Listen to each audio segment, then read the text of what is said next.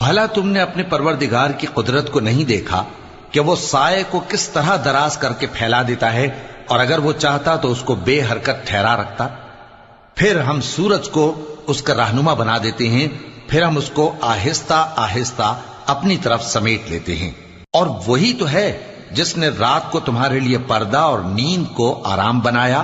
اور دن کو اٹھ کھڑے ہونے کا وقت ٹھہرایا۔ اور وہی تو ہے جو اپنی رحمت یعنی مے کے آگے ہواؤں کو خوشخبری بنا کر بھیجتا ہے، اور ہم آسمان سے پاک نتھرا ہوا پانی برساتے ہیں